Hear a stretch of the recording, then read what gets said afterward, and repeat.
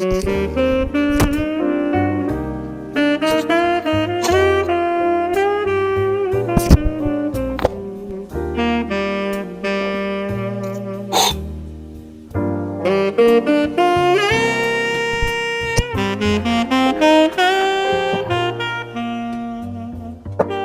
buenas de nuevo. Hacía mucho tiempo que no hacía un video. Digo, más allá del video de un minutito, que fue un corto, estuve un poco desaparecido. Pero fue porque estaba en época de parciales y claramente me llevó bastante tiempo. Yo sé que tengo un video sin terminar. Sé que la sección de Barthes que la abrí, y además prometí hacer una sección de Kant y una del Quijote, que no empecé, las tengo por empezar y por terminar y etcétera. Pero hoy sin dudas quería hablar de este filósofo que en realidad hace muchísimo tiempo que quiero hablar. Más que nada porque fue quizás mi filósofo de cabecera durante años y quizás lo sigue siendo, aunque eso es difícil de escribir porque uno cada vez que lee un autor termina entrando en un autor y es difícil escaparse de ese autor y cree que ese autor es su autor de cabecera y después lo deja de leer y se da cuenta que nunca fue así y así sucesivamente y con todos los autores. Pero este sin duda fue mi primer filósofo, más allá de Marx, que también fue mi primer filósofo. Ellos dos en conjunto fueron los que me fueron de alguna manera guiando la filosofía. Estoy hablando de Friedrich Nietzsche. Bueno, mi idea hoy es hacer un estudio introductorio de Nietzsche. Me voy a apoyar un poco en el último libro que está acá abajo, que no es de Nietzsche, sino que habla sobre Nietzsche. Pero después la idea es ir comentando uno por uno estos libros. Analizarlos, ver qué impacto tienen. Pero hoy la idea es hacer una especie de introducción. Ver hasta qué punto llega Nietzsche, un poco sobre la trascendencia de su obra, ver los distintos Nietzsches en distintos momentos. Va a haber muchas cosas que se me van a escapar. Esto es completamente cierto, más que nada porque yo no soy recibido, no soy licenciado, sino que soy un simple estudiante y obviamente no soy un doctorado en Nietzsche. Estoy lejísimo de eso, hay muchos libros de Nietzsche que se me escapan. Inclusive hay libros acá que no leí. Y mi idea es ir, a medida que los voy leyendo, ir comentándolos. Yo creo que muchas veces la difusión del propio conocimiento, aunque sea muchas veces inexacto, sirve, porque promulga a la gente a también tomar riendas y leer. Bueno, eso es parte del propósito, no solamente de este video, sino de todo mi canal. Mi idea es un poco guiarme de este libro. Gilles Deleuze es un filósofo francés que se lo puede encontrar dentro de los postestructuralistas. Estamos hablando de Roland Barthes, Foucault, Lacan también, aunque es psicoanalista, pero entra dentro. Badiou, Ricoeur, aunque está más alejado, pero también está dentro de la misma bolsa. Bueno, Deleuze, obviamente, que está acá. Guattari, y seguramente se me están olvidando un par de filósofos más. Pero estamos hablando de Francia, sobre todo de la época de los 60 en adelante, hasta los 80 máximo. Deleuze es un filósofo entonces de esa época, de los años 60 más o menos, y sobre todo vive como intelectual de la época el Mayo francés. ¿Por qué digo que es importante? Más que nada porque su visión está lejos de ser sesgada de los principales años en los cuales se empezó a juzgar a Nietzsche. Nietzsche no era un filósofo de facultad, de licenciatura, hasta recientemente, hasta hace muy poco, y todos estos filósofos lo retomaron a Nietzsche, pero ya cuando Nietzsche estaba entrando en ser un filósofo discursivo, es decir, un filósofo de todos. El problema de Nietzsche es que primero estuvo desaparecido años, más que nada porque su obra no se difundió, se empezó a difundir después y sobre todo con el avance del nazismo. Pero el gran problema de Nietzsche también es que una vez que se lo retomó justamente desde puntos de vista muy sesgados, como por ejemplo el nazismo. Más que nada porque el gran problema de él es que su obra póstuma y muchos de sus libros están modificados por su hermana, que fue quien, si bien es cierto, le modificó mucho de lo que escribió, también le dio la relevancia que al final hace que hoy podamos hablar de Nietzsche, porque lo cierto es que en vida no fue famoso y no fue muy conocido. La gran lectura de Nietzsche, la principal, si se quiere, es la de Heidegger, que según Heidegger, Nietzsche es el último metafísico. Cuando hoy en día es difícil decir que Nietzsche haya sido metafísico porque, salvo el origen de la tragedia, después Nietzsche es gran reductor de la metafísica. Es un punto importante para entender de Nietzsche. Nietzsche está bastante alejado de la metafísica y es más, la rechaza. Toda su obra es un rechazo de la metafísica.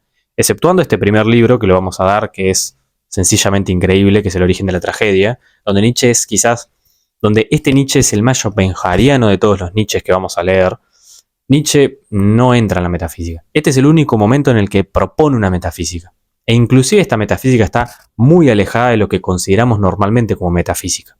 No en su forma, porque en su forma es totalmente Schopenhauer, esto es muy Schopenhauer, pero sí en los métodos que tiene, y lo que aplica, y la manera de ser, sobre todo, para poner una palabra, la esencia de esa metafísica, que está alejada de todo lo que vemos antes, inclusive del propio Schopenhauer. Pero bueno, como decía Heidegger, lo tomó desde un punto de vista que quizás era sesgado en sí mismo. Los lectores de la segunda mitad del siglo XX parecen alivianarle muchas cosas. Inclusive Sartre y todos los existencialistas de la época como Beauvoir o bueno, Albert Camus. Ellos le alivianan un poco las cargas que tenía y quizás lo evalúan desde un punto de vista más flexible a sí mismo. Pero mi idea es tomar un poco esta lectura, que más que nada, si bien es obvio que necesariamente uno cuando escribe sobre un autor está haciendo una interpretación en sí misma, por más que trate de ser lo más objetivo posible, se entrevé al propio Deleuze dentro de este librito, porque obviamente no es lo mismo una lectura deleuziana de Nietzsche que una lectura Foucaultiana. Yo, si en realidad les tengo que recomendar un libro para leer sobre Nietzsche, creo que el de Deleuze es bastante preciso. Si bien quizás requiere tener un panorama general, porque al ser escueto a veces va quizás demasiado rápido, es cierto que acá hay una introducción a Nietzsche. Y eso quizás te guía bastante. Pero bueno, sin intentar hacer mucho preámbulo, vamos a ver lo que tengo acá. Esta es una buena forma, aunque no tengo, como ya dije, todos los libros, de ir dividiendo a Nietzsche en sus distintas formas. Más o menos se pueden caracterizar 4 Nietzsches distintos, que son el Nietzsche de juventud, y el de las consideraciones intempestivas, pero el primer Nietzsche, que es más bien metafísico, no lo encontramos tan escrito, porque en realidad es el primer Nietzsche que se distancia, teniendo apenas 15, 16, 17, 18 años, de toda su tradición luterana. El padre de Nietzsche era un pastor luterano, y en realidad Nietzsche iba a seguir los pasos de su padre. Lo importante a saber de su familia es que hay un registro de lo que Nietzsche más adelante va a padecer. Su padre muere muy joven, si no estoy mal, alrededor de los 50 años, y en realidad se muere cuando Nietzsche todavía era un niño. Esto es importante saberlo porque Nietzsche va a morir, si mal no recuerdo, con más o menos 50 años. Va desde 1844 hasta 1900, si mal no recuerdo, y los últimos 10 años los vivió en la plena locura. Así que su vida en realidad fue bastante escasa, inclusive para esa época. Es importante entender que Nietzsche se distancia enormemente de lo que pretendía hacer en un inicio, que es seguir los pasos de su padre. Acá hay un primer distanciamiento, si bien acá todavía tenemos un Nietzsche metafísico, y en realidad todos sus estudios de filología y toda su carrera de filología es bastante apegada a algo que después no vamos a encontrar en Nietzsche, que es todo lo que está acá. Sí es importante entender que ya hay una distancia enorme. Nietzsche no estudia filosofía, o más bien, no sigue una carrera filosófica. Lo que sigue es una carrera filológica. Y lo peor es que se recibe en tiempo récord. Es quizás de los alumnos más destacados en la historia de Alemania. Si mal no recuerdo, con 22 años se recibe, pero a medida que va estudiando los clásicos griegos, se introduce en la obra de otro filósofo alemán que se llama Arthur Schopenhauer. Arthur Schopenhauer es el filósofo pesimista por excelencia. Schopenhauer era un filósofo bastante kantiano, sigue los preceptos de Kant, pero instaura en la cosa en sí de Kant a la voluntad. Esta voluntad es la que nos hace, de alguna manera inconscientemente, perseguir las cosas que perseguimos. Pero en sus fines es completamente negativa, porque no tiene sentido. Esto de alguna manera hace que nuestra vida tampoco tenga sentido, y que hagamos un giro entre fines que realmente no perseguimos por sí mismos, sino porque estamos alienados a perseguirlos.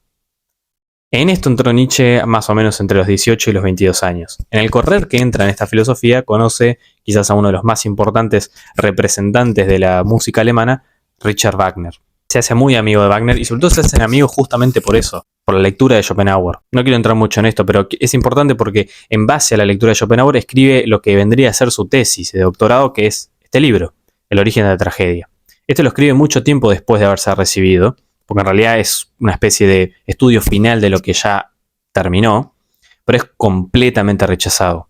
¿Qué pasa con este libro? Y pronto lo vamos a ver. No es un libro de filología. Por más que intente investigar la tragedia griega, y claramente eso es un estudio filológico, es completamente filosófico. El rechazo de este libro, su después rompimiento con Wagner, el abandono de la docencia en Basilea, que era donde tenía una pequeña cátedra, la propia guerra de expansión alemana y él yendo a la guerra, y sobre todo las primeras crisis que empieza a tener de enfermedad, hacen que Nietzsche cambie completamente. Y se instaura un nuevo Nietzsche, que es el que empieza a escribir las consideraciones intempestivas. Ese es quizás el germen de lo que está empezando a mutar. Nietzsche se aleja por completo de la metafísica, entiende que no hay en la naturaleza principios ni espíritus que lo rigen y que nosotros nos adaptamos a ella, pero no abandona ciertos preceptos. La figura de Dioniso sobre todo va a estar presente en toda su obra, pero no va a ser necesariamente la misma y no va a estar atada a un aspecto metafísico, que es lo que hizo que formara este libro. Poco a poco ese Nietzsche metafísico va recayendo en un Nietzsche científico, se empieza a apoyar en la ciencia, entiende que la ciencia, y si mal no recuerdo, sobre todo con el darwinismo ascendente en esa época, Nietzsche se abraza a las ideas de la ciencia y se abraza sobre todo a esta idea de verdad. Las consideraciones intempestivas, que son en realidad un paso entre el Nietzsche metafísico y el Nietzsche científico, terminan dando lugar a Humano demasiado humano o El viajero y su sombra. El viajero y su sombra es una extensión de Humano demasiado humano, pero es donde Nietzsche ya empieza a analizar no solamente el humano en un aspecto relacionado con la naturaleza, sino el humano mismo y cómo funciona. Las consideraciones intempestivas, por ejemplo, analizan la historia y para qué sirve la historia. Esta es una lectura que yo no tengo tan presente y lo admito, pero es cierto que acá podemos hablar de un Nietzsche científico. El problema del abordaje de la ciencia es que Nietzsche poco a poco se empieza a dar cuenta que la verdad claramente desborda de su contexto. Es decir, la verdad está atada, pero no está atada a la naturaleza, sino en los contextos en los cuales se aplica. Es decir, para la ciencia la verdad es una, mientras que para la metafísica es otra, mientras que para la religión la verdad es otra. Pero esto no hace que la verdad se desvalorice, sino que solamente debe ser entendida en sentido contextual. Lo que sí se devalúa es la ciencia, que al final pretende ser algo que no es. Eso da paso a una nueva etapa de Nietzsche, que es la parte donde Nietzsche se vuelve más crítico. Aunque de aquí en adelante se puede entender que haya una crítica constante en su obra, es cierto que Aurora y obviamente la Gaia Ciencia o la ciencia jovial es su época donde critica aquello que por fin había logrado sostener. Al final la ciencia no es motor de ninguna garantía. Sigue siendo una forma de habla. A la ciencia, que sobre todo en finales del siglo XIX desborda, porque estamos plagados de estudios científicos, inclusive en psicología, que empieza a ser ascendente. No olvidemos que el primer laboratorio psicológico se funda, si mal no recuerdo, en 1879. Y si mal no recuerdo es por Wundt, que es más o menos la época en la que estamos hablando. Si esto fue escrito en 1872, las Naciones Intempestivas fueron escritas desde el 72 hasta el 76, Humano demasiado humano y El viajero y sus sombras del 78 hasta el 80, Aurora creo que es del 81 o el 82, y la Gaia Ciencia es del 83. Estamos en plena época burguesa y científica, pues Nietzsche empieza a ser crítico de aquello que se presenta como verdadero. Y luego la Gaia Ciencia, que es uno de los libros quizás de aforismos más importantes, se presenta quizás la obra más importante de Nietzsche, que es Así habló Zaratustra. Desde el Zaratustra en adelante podemos hablar de la filosofía nietzscheana, y es que justamente Deleuze, que es a quien le estoy siguiendo de alguna manera, empieza a hablar de filosofía nietzscheana desde los preceptos del Zaratustra en adelante. La lectura más canónica de Nietzsche sugiere que los verdaderos valores de Nietzsche en realidad son los últimos, porque justamente fueron los que de alguna manera no fueron criticados por sí mismos. Sin tratar de olvidarnos, desde el primer libro Nietzsche se critica a sí mismo. Termina criticando la metafísica, que fue lo que adoptó al principio. Termina criticando a Schopenhauer, que fue su primer mentor y lo adoptó al principio. Termina criticando la ciencia, que fue lo que fue adoptando al principio. Y al final termina criticándose a sí mismo hasta llegar al Zaratustra. El Zaratustra es la obra más importante no solamente por cómo está escrita, mientras que todos estos libros fueron escritos en aforismos, exceptuando las consideraciones intempestivas y el origen de la tragedia, que fueron escritos de alguna manera en ensayo. El Zaratustra es una especie de novela. Es una historia. Este libro es inmenso quizás justamente un poco por eso, porque es completamente metafórico. En el fondo, en realidad, es una alegoría, y es una alegoría del Nuevo Testamento.